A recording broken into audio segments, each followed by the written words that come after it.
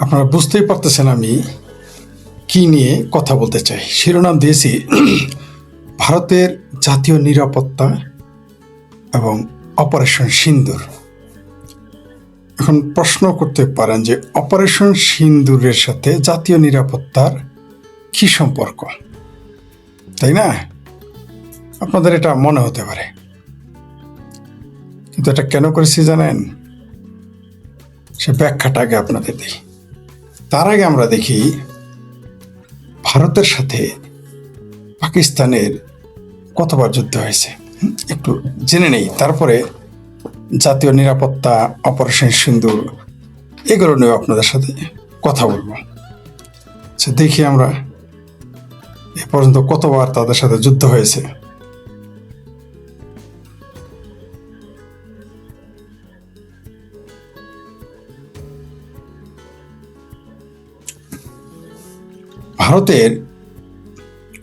ভারত কিন্তু অনেকেই বলেন না আপনারা ভারত ভাগ হয়েছে, আমি কিন্তু তা বলি না। ভারত স্বাধীন হয়েছে, আমি কিন্তু তাও বলি না। আমি বলি ভারত টুকরো হয়েছে। ভারত টুকরো হয়ে 47-এ প্রথম টুকরো হয়েছিল বার্মা থেকে। তার আগের ইতিহাস বাদ, আমি নিকট অতীতের ইতিহাস নিয়ে বলি। প্রথমে তারা ভারত টুকরো হয়েছে, ভারত ভেঙে ভারত চলে গিয়ে টুকরো হয়ে, তারপরে 47-এ পাকিস্তান ভারত নামে, ভারত আগেই ছিল, পাকিস্তান নামে একটি রাষ্ট্র হওয়ার মাধ্যমে ভারত আরেকবার টুকরো হয়ে গেছে। সেখানে আরেকটা চালাকি করেছে, পাঞ্জাবকে টুকরো করেছে, বাংলাকে টুকরো করেছে। বহু গবেষণা আছে পক্ষে বিপক্ষে, সেটা আলাদা বিষয়। এবার আসি, আপনি কতবার ভারতের সাথে যুদ্ধ হয়েছে? 1947 সাল থেকে শুরু করে সর্বশেষ অপারেশন সিন্দুর পর্যন্ত দেখেন যুদ্ধের কতবার হয়েছে শোনেন। প্রথম ভারত পাকিস্তান যুদ্ধ হয়, পাকিস্তান ভারত যুদ্ধ হয় 47-48 সালে। কাশ্মীরের নিয়ন্ত্রণ নিয়ে তাদের যুদ্ধ শুরু হয়। আচ্ছা, এই যে দেখবেন বদমাইশি করে যে মুসলিম অধ্যুষিত সংখ্যাগরিষ্ঠ কাশ্মীর, এই শব্দটা উচ্চারণ করা হয়। তাহলে হিন্দু অধ্যুষিত সবগুলোকে দিয়ে দিয়েছিলেন, আর মুসলিম অধ্যুষিত যে সমস্ত অঞ্চল ছিল আর কি পাকিস্তান চলে, সে বিতর্কে আমি যাচ্ছি না। প্রথমে যুদ্ধ হয়েছিল 47-48, তারপরে যুদ্ধ হয়েছে দ্বিতীয় ভারত পাকিস্তান যুদ্ধ 1965 সালে, তারপরে যুদ্ধ হয়েছে 1971 সালে। আমরা শুধু 71টা মনে রেখেছি। 71-এ যুদ্ধ হয়। তারপর কি হয়, 1971-এর পরে আবার কার্গিল যুদ্ধ হয় 1999 সালে। যদিও কার্গিল যুদ্ধকে সরাসরি যুদ্ধ বলে না। তারপরে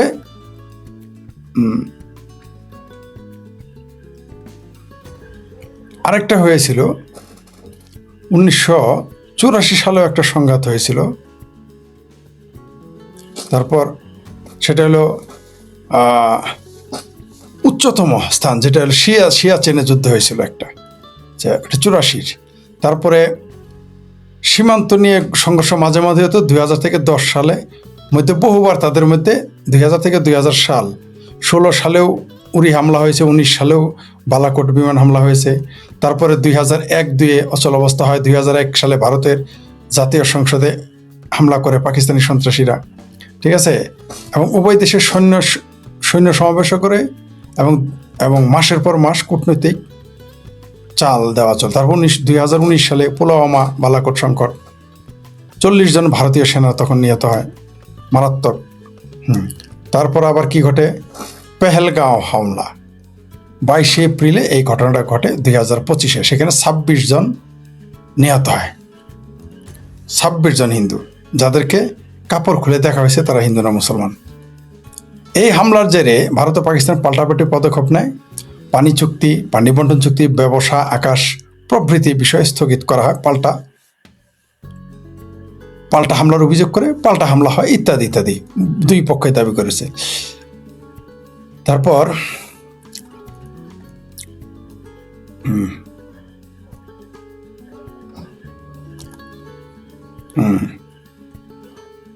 এখন এটা আপনাদের একটা সংক্ষিপ্ত বিবরণ দিলাম। এটা বলার উদ্দেশ্য কি? নিশ্চয়ই আমার উদ্দেশ্য আছে। সেটা কি উদ্দেশ্য? আশা করি আপনারা আমার কথা শুনতে পাচ্ছেন, সুপ্রিয় দর্শক। আপনারা কি আমার কথা শুনতে পাচ্ছেন? হ্যাঁ হ্যাঁ, ধন্যবাদ। শুনতে পাচ্ছেন আমার কথা? একটু জানতে পারি ভাই। Watching from Mymensingh, thank you very much. Comrade Azad Kashmir PoK, Azad Kashmir বিহারিস্তান হাতছাড়া হতেছে, এটা অন্য ঘটনা, পরে বলতেছি। আচ্ছা, বাংলাদেশ বঙ্গবন্ধু, জি আমার কথা আপনারা মনে হয় শুনতে পাচ্ছেন, তাই না? হ্যাঁ, ক্লিয়ার শুনতে পাচ্ছেন বলে আশা করি। যেটা বলতেছিলাম, রাজনৈতিক আলোচনা, এখানে রাজনীতি, যুদ্ধ এবং নিরাপত্তা নিয়ে কথা হবে। বেশি লম্বা করবো না, যত তাড়াতাড়ি সম্ভব শেষ করে দেবো, অনেক রাত।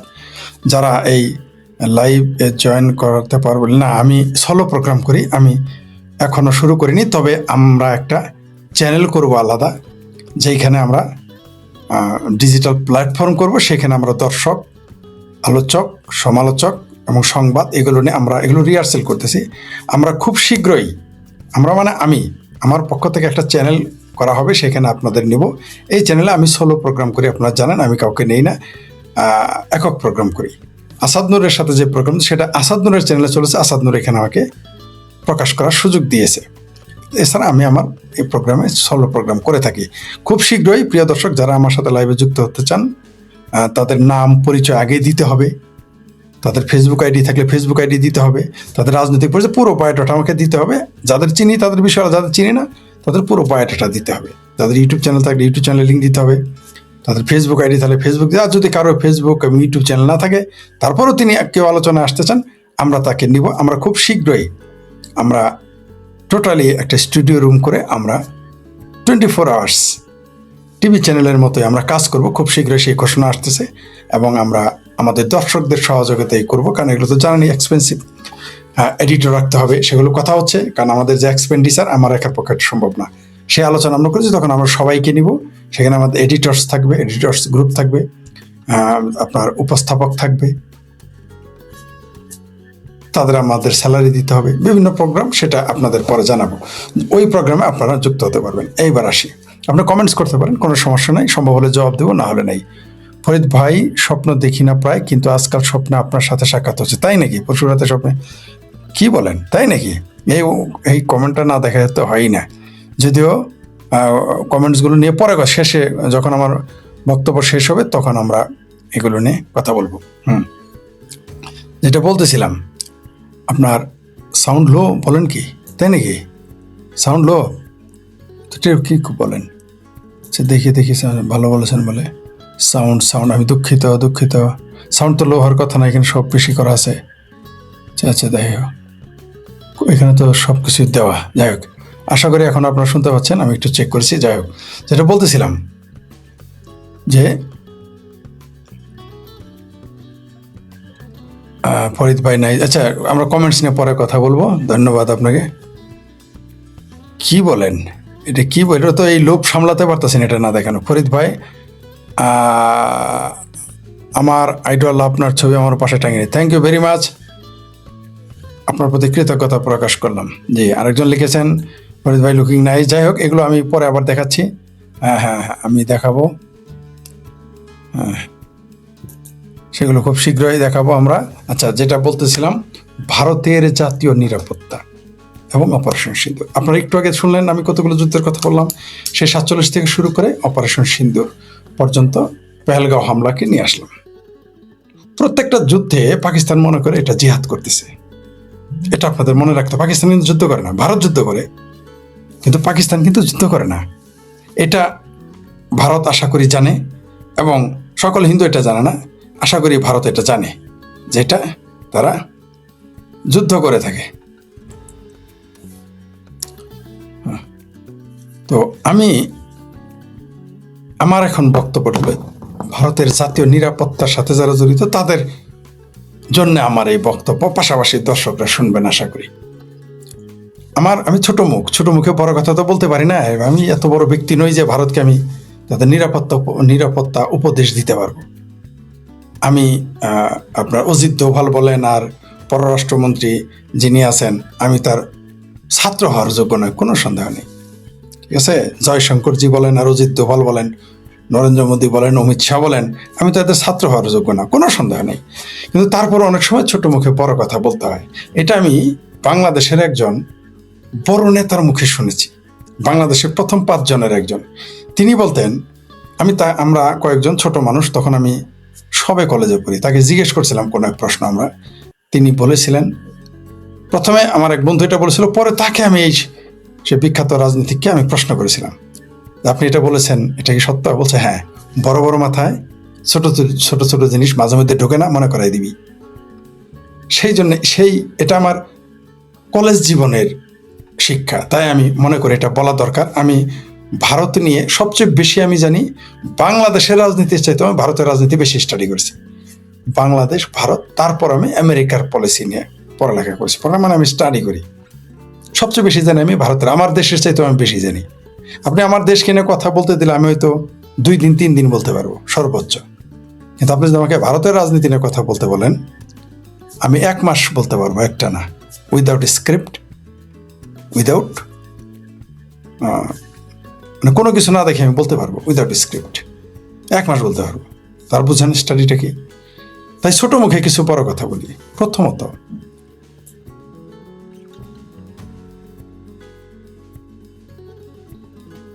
দুঃখিত, প্রথমত আপনি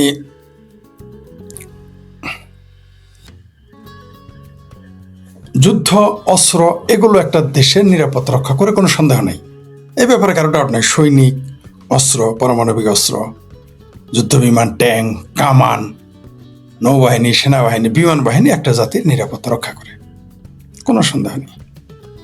কিন্তু গেরিলা ফাইটে কিন্তু অনেক সময় এগুলো কাজ করে না। যারা যুদ্ধ বিশেষজ্ঞ তারা কিন্তু ভয় পায়, সামনাসামনি যুদ্ধকে ভয় পায় না। আমি সেনাবাহিনীর অনেক লোকের সাথে কথা বলেছি, তারা মুখোমুখি যুদ্ধতে ভয় পায় না। তারা জানে মারা যাবে, কারণ যুদ্ধ মানেই তো মৃত্যু, কিন্তু তারা ভয় পায় না, কারণ জানে যে তার কাছে অস্ত্র, তার প্রতিপক্ষের কাছে অস্ত্র, যে যুদ্ধে কৌশল সে জিতে, কিন্তু তারা ভয় পায় গেরিলা যুদ্ধকে। তার মানে বোঝা গেল যে কখনো কখনো অস্ত্র সবসময় কার্যকরী নয়। তাহলে তো আফগানিস্তান থেকে সোভিয়েত ইউনিয়নকে চলে যেতে হতো না, আমেরিকাকে চলে যেতে হতো না, তারা টোটালি গেরিলা ফাইট করেছে। এমনকি আমাদের বাংলাদেশে 71 সালে প্রশিক্ষিত একটি বাহিনীর বিরুদ্ধে যুদ্ধ করে কখনো জেতা সম্ভব ছিল না, গেরিলা বাহিনীর কারণে তারা হেরে গেছে। আপনারা জানেন যে চিটাগাং দখল করতে অনেক সময় লেগেছে। 71 সালের 16 ডিসেম্বরে কিন্তু স্বাধীন হয় নাই, ওটা স্বাধীন করতে অনেক সময় লেগেছে। শুধু তাই না, ভারতীয় বাহিনী নয়, নেপালের গোর্খা বাহিনী নামানো হয়েছিল। আপনাদের একটা তথ্য দেই, আমাদের বাংলাদেশে যেমন ইসরায়েলের অবদান রয়েছে মুক্তিযুদ্ধে, আমাদের বাংলাদেশের মুক্তিযুদ্ধে যেমন ভারতের অবদান রয়েছে, ভারতীয়দের অবদান রয়েছে, তেমনি নেপালের গোর্খাদের কিন্তু আমাদের মুক্তিযুদ্ধে অবদান রয়েছে। জানেন কি, আমাদের বাংলাদেশে গোর্খারা কিন্তু মারা গেছে, আমাদের যুদ্ধে শহীদ হয়েছে। আমরা কিন্তু এদের কথা স্বীকার করি না। রাশিয়ার কথা বলি, ইসরায়েলের কথা আমরা স্বীকার করি না, নেপালের কথা আমরা জানি না। নেপালের গোর্খা, অর্থাৎ গোর্খা যারা, নেপালি বলতে আমি গোর্খাদের বলছি, আর গোর্খা মানেই তো নেপালি। এই গোর্খারা ওই শেষ মুহূর্তে হিলি এরিয়া দখল করতে সহযোগিতা করছে এবং আমাদের মুক্তিযুদ্ধে তারা শহীদ হয়েছিল। আমি তাদের স্যালুট করি।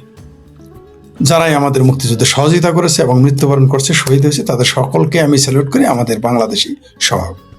যেটা বলতেছিলাম, তাহলে কি বোঝা গেল? সবসময় অস্ত্র কাজ করে না, গেরিলা বাহিনীকে মানুষ ভয় পায়। তেমনি আজকাল যুদ্ধ কিন্তু শুধুমাত্র অস্ত্রের যুদ্ধে জেতা যায় না, অস্ত্রের যুদ্ধে আপনাকে জিতবেন এটা কোনো গ্যারান্টি নেই। তার প্রমাণ, সোভিয়েত ইউনিয়নের কাছে কিন্তু কম অস্ত্র নেই। এখনো সারা পৃথিবীতে যত পারমাণবিক অস্ত্র রয়েছে, সোভিয়েত ইউনিয়ন বা রাশিয়াতে সবচেয়ে বেশি রয়েছে। এখনো সবচেয়ে বেশি পারমাণবিক অস্ত্র রয়েছে। আপনি কি সোভিয়েত ইউনিয়নে ভাঙন রুখতে পেরেছেন? 15টা দেশ বের হয়ে গেছে, একটা দেশই বের হয়ে গেছে ইউক্রেন, সেটা পৃথিবীর 20তম বড় দেশের মধ্যে একটা, সম্ভবত 9ম 10-এর মধ্যে একটা। তাহলে চিন্তা করে দেখছেন কত বড় একটা দেশ বের হয়ে গেছে রাশিয়া থেকে, সোভিয়েত ইউনিয়ন থেকে। সোভিয়েত ইউনিয়ন ভেঙে গেছে। অস্ত্রই যদি আপনার দেশকে রক্ষা করতে পারে, শক্তি। ব্রিটিশরা কিন্তু যুদ্ধে হারেনি, ব্রিটিশরা যুদ্ধে জিতেছিল, রাইট, দ্বিতীয় বিশ্বযুদ্ধে, কিন্তু ব্রিটিশ কিন্তু ভেঙে গেছে, ব্রিটিশ টিকতে পারেনি। যে তারপরও, তাহলে বোঝা গেল কি, অস্ত্র হলেই হয় না, আরো কিছু দরকার আছে, কূটনীতির দরকার আছে, জনমতের দরকার আছে, গোয়েন্দার ব্যাপার আছে, মিডিয়ার ব্যাপার আছে। আজকাল যে যুগ, এখন মিডিয়ার যুগ। আপনি মিডিয়াতে আপনাকে জিততে হবে। আজকে যে ইসরায়েল এত জিততেছে, আপনি মনে করেন না যে সে শুধু অস্ত্রে শক্তিশালী, সে মিডিয়াতে পৃথিবীর সবচেয়ে বেশি শক্তিশালী। আপনাকে জানান যে ইরানের টিভি তারা হ্যাক করে ফেলে, সরকারি টিভি, তাদের মতো করে তারা নিউজ ছাপাইতে বাধ্য করে, শোনাইতে বাধ্য করে। এমনকি পৃথিবীতে নিউজ পেপারগুলো নিয়ন্ত্রণ কারা করে? ইসরায়েল। তারা সব media Mughal, media king. Media একটা ব্যাপার। তো মিডিয়া আগে তো ছিল পত্রিকা আর টেলিভিশন, এখন মিডিয়া কি? এখন মিডিয়া কিন্তু সামাজিক যোগাযোগ মাধ্যম, ফেসবুক, ইউটিউব, টুইটার, এগুলো কিন্তু খুবই গুরুত্বপূর্ণ। আরও কিছু সামাজিক যোগাযোগ মাধ্যম রয়েছে যেগুলো এত জনপ্রিয় নয়, কিন্তু মিডিয়া কিন্তু একটা ব্যাপার। বাংলাদেশে শুধু গুজবের উপরে ভিত্তি করে শেখ হাসিনা সরকারকে উচ্ছেদ করে ফেলা হয়েছে, শুধুমাত্র মিডিয়ার উপরে। ওখানে কি কেউ যুদ্ধ করেছে? ওইখানে কেউ 20 লক্ষ লোক হয়েছে? হয় নাই। ওই তালিবর্ষ ও অন্তস্তকের হাদির জানাজায় যত লোক হয়েছে, ওই ঢাকা শহরে তোগুলো লোক কিন্তু আক্রমণ করে নাই। কিন্তু আওয়ামী লীগ কেন হেরে গেছে? মিডিয়া কু হয়ে গেছে। কি মিডিয়া? টেলিভিশন নয়, সামাজিক যোগাযোগ মাধ্যমে কু হয়ে গেছে, টেরই পায় নেই। যেটা 2013 বা 14 সালে আওয়ামী লীগের সাধারণ সম্পাদক এবং মন্ত্রী, জাতীয় 4 নেতার একজনের পুত্র সৈয়দ আশরাফ সাহেব সেটা বলে গিয়েছিলেন যে আগামীর যুদ্ধ হবে সামাজিক যোগাযোগ মাধ্যমের যুদ্ধ। সেটা ঘটে গেছে। আওয়ামী লীগ, সেখানে আওয়ামী লীগের কি লোকজন কম? ছাত্রলীগের কি লোকজন কম ছিল? তাদের হাতে পুলিশ ছিল, মিলিটারি ছিল, বিজেপি ছিল, কি ছিল না? টাকা ছিল, পয়সা ছিল, শিল্প ছিল, কত দালালও ছিল। টিকতে পারে নাই কেন? তারা সামাজিক যোগাযোগ মাধ্যম দখল করতে পারেনি। এক গুজবেই আওয়ামী লীগ সরকার উল্টে গেছে। কেউ আমেরিকা থেকে গুজব ছড়াতো, কেউ ফ্রান্স থেকে গুজব ছড়াতো, কেউ অস্ট্রেলিয়া থেকে গুজব ছড়াতো, কেউ পৃথিবীর আরো অন্যান্য দেশ থেকে গুজব ছড়াতো। সেই গুজবগুলোকে মহামারী রূপে বাংলাদেশে ছড়িয়ে দেওয়া হতো। আপনি দেখেন আসিফ সার কি মিথ্যা কথাটা বললো, 26 লক্ষ ভারতীয় বাংলাদেশে চাকরি করে। এক গুজবে দেখেন কি করে ফেল। 30,000 রক্ষী বাহিনী মেরেছে কে? আওয়ামী লীগ। 30,000 চাষদের কর্মী মেরেছে রক্ষী বাহিনী। ঠাড়া পড়া মিথ্যা কথা।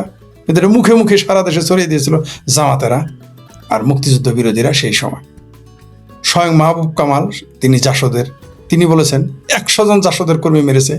এটা যদি কেউ প্রমাণ করতে পারে রক্ষী বাহিনীর দ্বারা 100 জন জাসদ, তিনি রাজনীতি ছেড়ে দিবেন। এই তো এদের 3 দিন আগের কথা। এটা হচ্ছে গুজব। এবং আরেকটা উদাহরণ দেয়, আপনি মহাভারতে যান।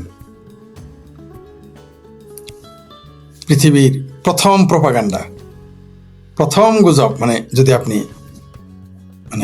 মহাকাব্য থেকে আসেন, অশ্বত্থামা কি ছিল? হাতির নাম। আবার ওইদিকে যোদ্ধার নাম বলেছে অশ্বত্থামা মারা গেছে, যুদ্ধ শেষ। ওটা আস্তে বলেছে, ওটা জোরে বলেছে। ঠিক আছে? প্রথম প্রপাগান্ডা। প্রপাগান্ডা এরকম একটা জিনিস, মহাভারতের যুদ্ধে প্রপাগান্ডাতে জিতে গেছে। মরেছে হাতি, মনে করেছে পুত্র মারা গেছে, যুদ্ধ থেমে গেল। এটা হচ্ছে প্রপাগান্ডা। মহাভারত পড়ে দেখবেন, চমৎকার। আপনি মহাভারত যদি পড়েন, সব আপনি বুঝে যাবেন। মহাভারত কিন্তু ধর্মীয় গ্রন্থ না, ওটা একটা রাজনৈতিক গ্রন্থ, ওটা একটা সাহিত্যের গ্রন্থ, কাব্য, ইতিহাস, ক্ষেত্রবিশেষ বিজ্ঞানও থাকতে পারে গবেষণা করলে, সেটা আমি বলতে পারবো না। ইতিহাস পড়বেন, কূটনীতি বুঝতে পারবেন, আপনার চিন্তা বিকাশ ঘটবে, লেখার ক্ষমতা বেড়ে যাবে, আত্মবিশ্বাস বেড়ে যাবে। বাচন, আপনি যদি ভালো বক্তা হতে চান, আপনাকে মহাভারত পড়তে হবে। আপনি কি জানেন যে আলমগীর, নায়ক আলমগীর আমাদের বাংলাদেশের, একটু গল্পের ছলে বলি, আজকে ঘুম হচ্ছে না, বিভিন্ন বিষয় নিয়ে কথা বলি, যারা রাত জাগে নিশাচর প্রাণে বাসায় থাকতে পারেন। নায়ক আলমগীর, তার ব্রাহ্মণবাড়িয়ার মানুষ, তার কণ্ঠে ব্রাহ্মণবাড়িয়ার টান বা ওই দিকের টান থাকতো। তার জন্য তার উচ্চারণ ঠিক করার জন্য তাকে বলা হয়েছিল যে তুমি রবীন্দ্রনাথের কবিতা পড়ে আইসো। এটা তিনি স্বয়ং নায়ক আলমগীর বলেছেন। রবীন্দ্রনাথের কবিতা, একটা কবিতা দিয়েছেন, নামটা ভুলে গেছি। তাকে যে কবিতা বলতে বলা হয়েছে সেটা ভারতীয় মাইথোলজির উপরে কবিতা। সেই কবিতা আবৃত্তি করে তিনি তার উচ্চারণ শুদ্ধ করে ফেলেছেন, তার প্রনাউন্সিয়েশন, আঞ্চলিক প্রনাউন্সিয়েশন তিনি পরিত্যাগ করেছেন কবিতা আবৃত্তি করে। তো মহাভারত বুঝতে পারছেন তো কি? এটা আমি ধর্মীয় গ্রন্থ হিসেবে আপনাকে বলতেছি না, হিন্দুরা মহাভারতের একটি অংশ, ছোট্ট একটি অংশ গীতাকে তারা ধর্মীয় গ্রন্থ মনে করে। আপনি ওটাকে সাহিত্য হিসেবে পড়েন, দর্শন হিসেবে পড়েন, কূটনীতি হিসেবে পড়েন, দেখবেন অনেক কিছু। তারপরে আপনি পড়েন গে চাণক্য নীতি, কৌটিল্যের শাস্ত্র পরে পড়েন, আগে এগুলো পড়তে হবে আপনি। মহাভারত, যেটা বলতেছিলাম, মহাভারতের প্রথম প্রোপাগান্ডা কিন্তু যুদ্ধে জিতে গেছে। দ্বিতীয় বিশ্বযুদ্ধে জার্মান জিতেই গিয়েছিল, তাকে জানেন আপনার, সেখানেও প্রোপাগান্ডা চলেছিল। যখন ব্রিটিশরা, এটা আমি বহু আগেও লিখেছি, কয়েকবার ফেসবুকে লিখেছি, বলেছি, ব্রিটিশরা যখন পালিয়ে আসতেছিল নদী সাঁতরে, হিটলারের কাছে খবর গিয়েছিল যে যাবে, যে ব্রিটিশরা পালিয়ে যাচ্ছে, তার কাছে উল্টা গিয়েছিল, বলেছিল যে তার সৈন্যরা পালিয়ে আসতেছে, যুদ্ধ হেরে গেছে। যুদ্ধ প্রোপাগান্ডা একটা ফ্যাক্টর। আপনার জীবনেও দেখেন ষড়যন্ত্র, প্রোপাগান্ডা। আপনি খারাপ লোকের সাথে, আপনি সমাজে যারা ভালো মানুষ তারা কিন্তু খারাপ লোকটার সাথে পারে না, কারণ খারাপ লোকটার অনেক সার্কেল থাকে। তার মদের দোকানে তার লোক থাকে, মসজিদে তার লোক থাকে, মন্দিরে তার লোক থাকে, জুয়ার আড্ডায় তার লোক থাকে, গাজার আড্ডায় তার লোক থাকে, হাটে তার লোক থাকে, চোরের আড্ডায়, ডাকাতের আড্ডায়, বদমাইশের আড্ডায় তার লোক থাকে। একজন ভালো মানুষ তো এত জায়গায় যায় না। সে মসজিদে যেতে পারে, মন্দিরে যেতে পারে, একটু দোকানে বসলো, তার সার্কেল কম, প্রোপাগান্ডা সে কম চালায়। এই জন্য যারা ভালো লোক তারা হারে, কারণ সে প্রোপাগান্ডা জিততে পারে না। আশা করি আমি কোন দিকে যাচ্ছি আপনারা বুঝতে পারছেন। প্রোপাগান্ডা একটা ব্যাপার। প্রোপাগান্ডা মানে প্রচার, সেটা ভালো মন্দ যেদিকে হতে পারে। আপনি বিয়েতে দেখেন না, বিয়ে ভেঙে যায় কিভাবে? প্রোপাগান্ডার কারণে। যার সার্কেল ভালো, আপনি সমাজে খেয়াল করেন, যার সার্কেলটা ভালো তার বিয়েটা ভালো জায়গায় হয়। বিশ্বাস হয় না আপনার? আমি অনেক বগাইটা দেখেছি, যারা রিক্সালা মেয়ে বিয়ে দিবে না, তাকে গিয়ে সমাজের প্রতিষ্ঠিত ব্যক্তি মেয়ে বিয়ে দিছে, শুধু প্রোপাগান্ডার জোরে। আমার সমাজেই আছে। আবার যে লোকটা ভালো যোগ্য, তার প্রোপাগান্ডা নাই, তার সার্কেল ছোট, তার বিয়ে হয় না, হবে না, ভালো হবে না, বিপদে পড়বে। ঠিক কূটনীতি হলো, এটা হলো কূটনীতি। এটা রাষ্ট্রীয় জীবনে নেন। ভারত যে খুব শক্তিশালী রাষ্ট্র তা কিন্তু না, ভারত যে যোদ্ধা জাতি তা কিন্তু না, কিন্তু তারপর ভারতকে আপনি ধ্বংস করতে পারেন না কেন? ভারতের কূটনীতি খুব শক্তিশালী। কিন্তু ওই যে বড় বড় মাথায় ছোট ছোট জিনিস ঢোকে না, ওই দিকে এবার যাচ্ছে। কি? তারা বেশি স্লো মোশনে যায়, তারা বেশি ডিফেন্সিভ খেলে, ইতালির মতো। ইতালি দেখেন না, বিশ্বকাপ পায় না, এত ভালো খেলে সেমিফাইনালে যাবেই। সাউথ আফ্রিকার মতো ফাইনালে যেতে পারে না। ভারত এই জায়গায় আটকে যায়। কিভাবে? উদাহরণ দিই, 25,000 কোটি টাকা অপারেশন সিন্দুরে খরচ হয়েছে কয়েকদিনে। কত কোটি টাকা, কত কোটি রুপি? 25,000 কোটি রুপি। কয়জন মানুষ সেদিন মারা গিয়েছিল পেহেলগাম হামলায়? 26 জন বা 25 জন, এক্সাক্ট ফিগার আমার মনে নেই, হয় 25 নয় 26। কেউ ভুল ত্রুটি হলে ঠিক করে দেবেন প্লিজ, কারেকশন করে দিন। 25 বা 26 জন মারা গেছে। এই 25-26 জনের প্রতিশোধ নিতে ভারত 25,000 কোটি টাকা খরচ করেছে। আসলে কি এই যুদ্ধে 25,000 কোটি টাকা খরচ করার প্রয়োজন ছিল? আমার মনে হয় না। সেই জন্যই বলছি ভারতের নিরাপত্তা অপারেশন সিন্ধু। আপনি দেখেন পশ্চিমবঙ্গে শুধু মাদ্রাসাতেই দিয়েছে 5,000 কোটি রুপি। সাউথে সংস্কৃত ভাষা শেখার জন্য গভর্নমেন্ট দিয়েছে 4,000 কোটি রুপি। হ্যাঁ, এগুলোর দরকার আছে। একটা দেশের উন্নয়নে, ভাষার উন্নয়নে, শিক্ষার উন্নয়নে দরকার আছে, কোনো সন্দেহ নেই, অস্বীকার করছি না। যুদ্ধের জন্য খরচ তো হবে, যুদ্ধ মানেই তো খরচ। এই যে ইরাক, ইরান, আমেরিকা, সৌদি আরবে যুদ্ধ হচ্ছে, মানে যে ক্ষতি হয়েছে, যে টাকা খরচ হয়েছে, যে টাকার হিসাব করেন, এরকম বাংলাদেশ কয়েকটা কিনে ফেলা যায়, বলবে না তো এরা। কিন্তু যেতটুকু এসেছে আপনার দম বন্ধ হয়ে যাবে যে কত হাজার কোটি টাকা খরচ হয় প্রতি মিনিটে। সেকেন্ডে কাউন্ট করতে পারবেন কোটি কোটি টাকা। যুদ্ধ হইল এমন।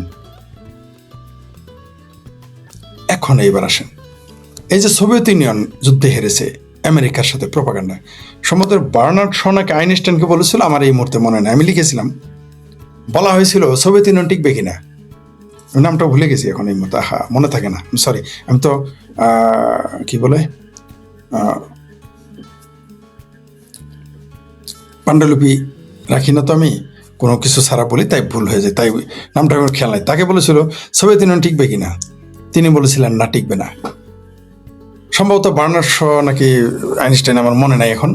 পরে বললো যে কেন টিকবে না সেটা বলেন। তিনি কি বলেছিলেন জানেন? কোনো ব্যাখ্যাতে যায় নাই, কোনো আলোচনায় যান, তিনি স্ট্রেট বলে দিয়েছেন আমেরিকা চায় না, তাই থাকবে না, টিকবে না।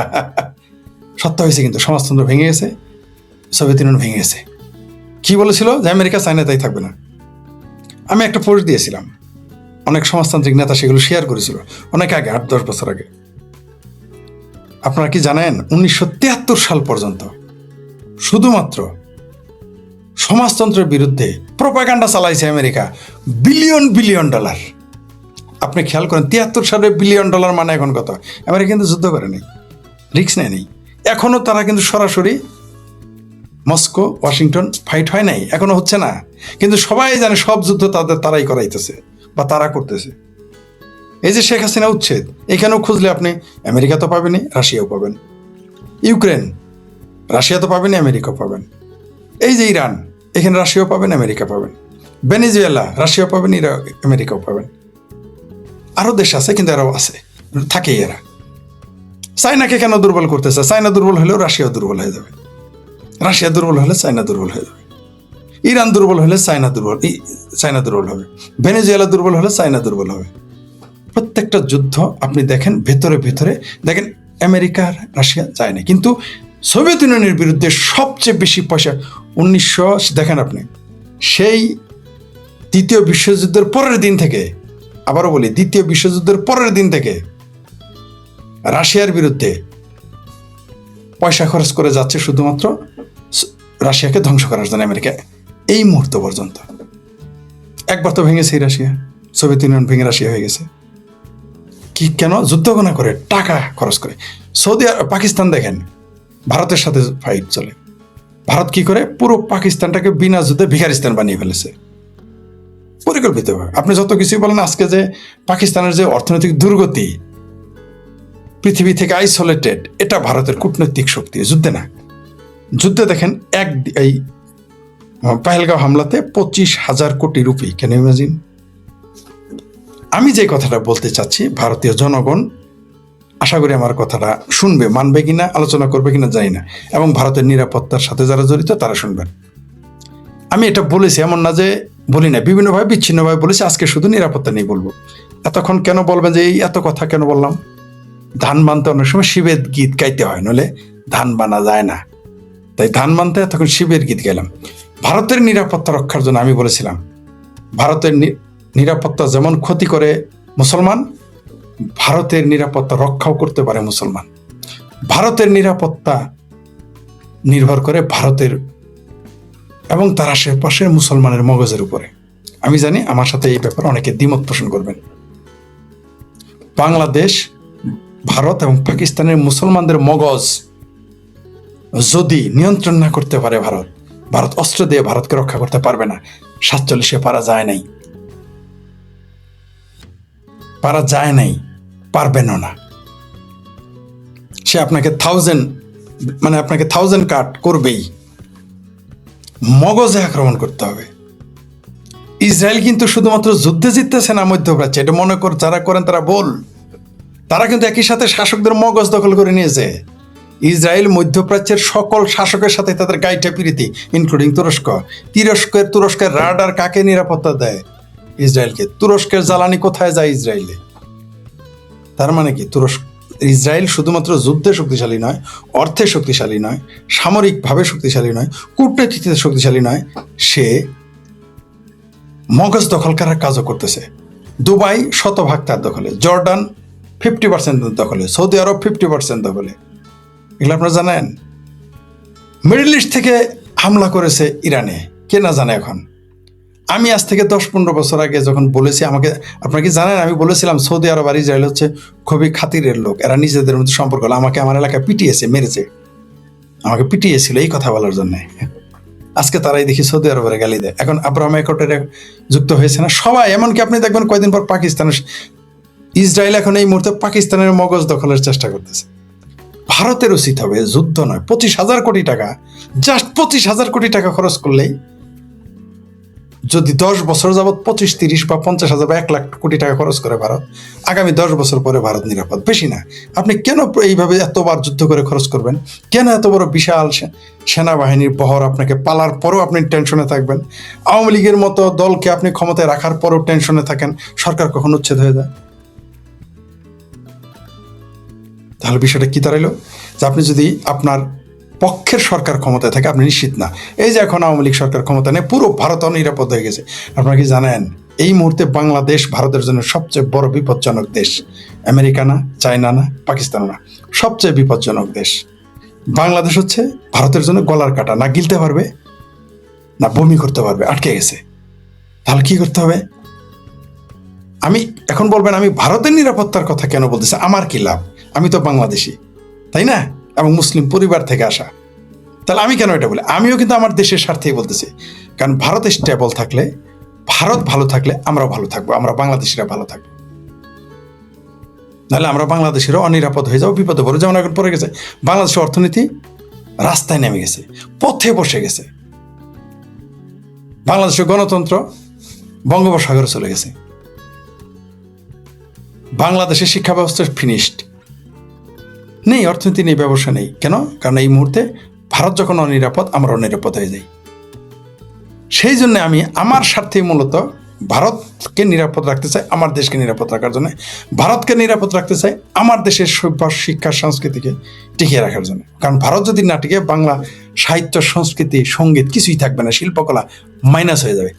কোনোদিন এমনি তো নাই বাংলাদেশে। আপনি দেখেন না, এই 50-55 বছরে বাংলাদেশের শিল্পকলা, সাহিত্য, গণতন্ত্র, সঙ্গীত সব ভার মেয়ে চালা গেয়া, গায়েব।